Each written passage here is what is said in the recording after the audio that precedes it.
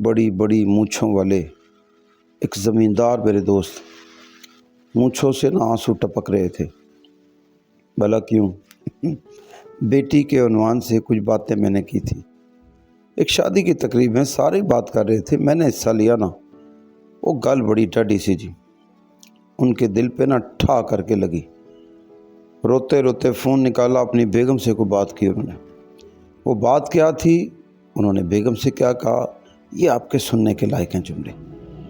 बात चल रही थी बेटी पर, तो मैंने कहा यार हम मानते हैं बेटी रहमत है, बेटियों की परवरिश जन्नत का हकदार बना देते हैं, मगर मैंने कहा ज़मींदार साहब पता नहीं क्यों हम जालिम बड़े हैं। कहते किस तरह?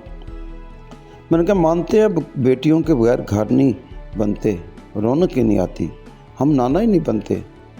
बच्चियों को बचपन से लेकर जवानी तक पराया तन कहते हैं, उनके सामने तुम हमारा माल नहीं हो।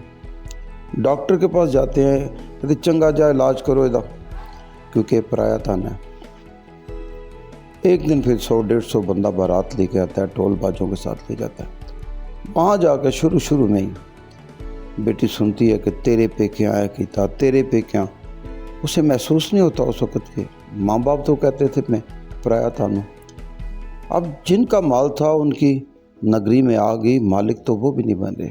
हमें खुश फहमियों से निकलना होगा। बच्चियों की तस्वीरें देख के अंदाज़े लगा लेते हैं वो बड़ी खुश हैं।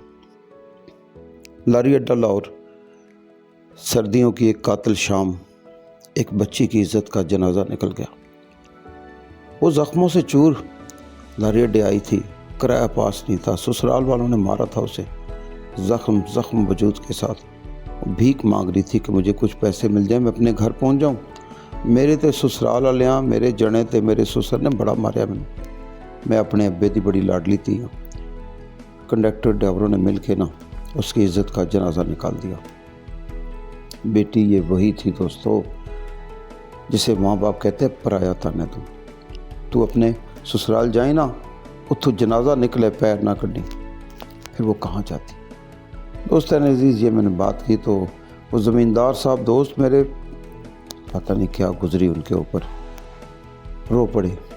फ़ोन उठाया, बेगम को कहा बेगम आज से मैं तुझे हुक्म देता हूँ, बच्चियां दे सामने कदे इन्होंने पराया तन नहीं आखांगे।